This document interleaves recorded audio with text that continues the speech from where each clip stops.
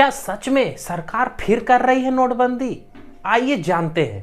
तो हेलो दोस्तों, स्वागत है आपका अपने इस चैनल लक्ष्य भाई जायसवाल सर।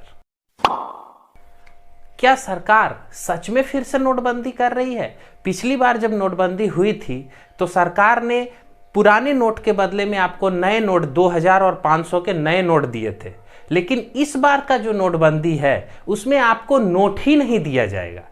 असली मायने में नोटबंदी इसी को कहा जाता है कि नोट बंद। पिछली बार तो आपको नोट एक्सचेंज करके दिया गया था, जिसको नोट बदली कह सकते हैं, लेकिन नोटबंदी जिसको कहते हैं वो अब हो रहा है। इस बार आपको घबराने की जरूरत नहीं है।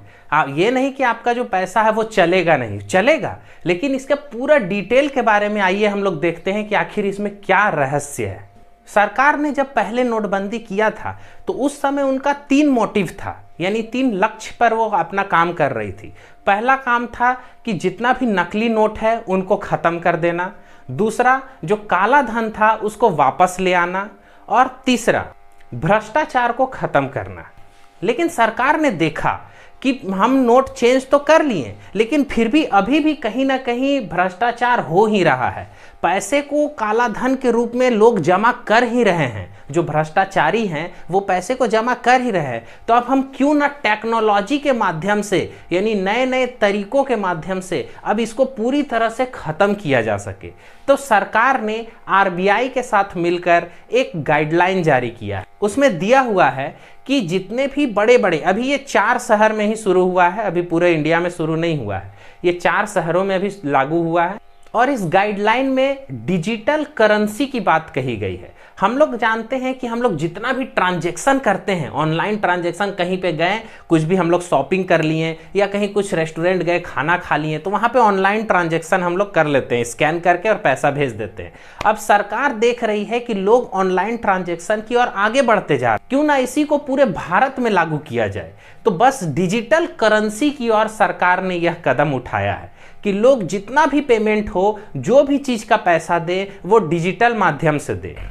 अब ऐसा सरकार कर क्यों रही है? तो आपको जान करके हैरानी होगी, एक 100 रुपया का नोट छापने में सरकार को 14 से 15 रुपया खर्च आता है। पूरा उसका प्रिंट छापने में, उसका कलर करने में, और भी जितना भी उसमें फंक्शन होता है डालने में, टोटल 14 से 15 रुपया खर्च आता है। अब एक नोट छापने में 15 रुपया, अब समझ लीजिए कि सरकार कितना नोट छापती है, तो सोचिए कितना पैसा सिर्फ नोट छापने में खर्च होता है। लेकिन अगर हम ऑनलाइन ट्रांजैक्शन को ही आगे बढ़ाएंगे तो हमको, सरकार को उतना पैसा छापने की जरूरत नहीं पड़ेगी और उतना पैसा सारा सरकार का बच जाएगा जो नोट छापने के खर्च में आता है। अभी भी होता क्या है कि हम लोग तो ऑनलाइन ट्रांजैक्शन कर लेते हैं, लेकिन जितना भी पैसा हमारे बैंक खाते में रहता है, अब हम लोग गए, कभी भी हमको पैसे की जरूरत पड़ी तो हम बैंक जितने की हमको जरूरत है वो हम वहां से निकाल लेते हैं। मतलब ऑनलाइन करते हुए भी अभी भी सरकार को पैसा छापना पड़ रहा है। तो सरकार ने सोचा कि क्यों ना हम इसे पूरी तरह से धीरे धीरे खत्म कर दें, ताकि हमको पैसा छापने की जरूरत नहीं पड़े और आदमी जहां भी जाए उसको ऑनलाइन ट्रांजैक्शन के माध्यम से पैसा दे सके। इसलिए सरकार ने आरबीआई के साथ मिलकर यह शुरू किया है। आरबीआई ने इसे ई-रुपीज का नाम दिया है, जो 1 दिसंबर से लागू हुआ है। जब पूरी तरह से हम लोग डिजिटल करेंसी की ओर आगे बढ़ जाएंगे तो हमें बैंक जाने की जरूरत नहीं पड़ेगी। क्यों? क्योंकि बैंक आपका मोबाइल ही है, इसी से आप मोबाइल से ही पैसा को ट्रांजैक्शन कर रहे हैं, किसी को दे रहे हैं, किसी से पैसा ले रहे हैं, तो सारा काम आपका मोबाइल से ही हो जा रहा है।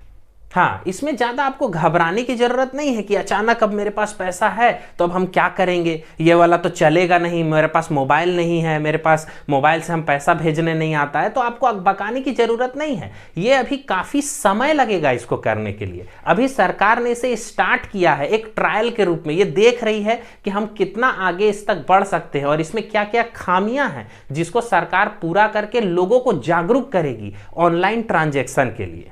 तो इसलिए इसे आप पहले की तरह नोटबंदी या फिर बैंक में जो लाइन लग जाते थे वैसा एकदम बिल्कुल मत समझिए, वैसा कुछ नहीं है। इसलिए अफवाहों से बचिए। ये आपको एक जागरूक करने के लिए ये मेरा वीडियो था। इसे आप जितना हो सके लोगों को शेयर करें ताकि लोग इसके बारे में जागरूक हो सके, अवेयर हो सके। आई होप आपको ये वीडियो अच्छा लगा, तो इस चैनल को सब्सक्राइब कीजिए, लाइक कीजिए और शेयर करिए।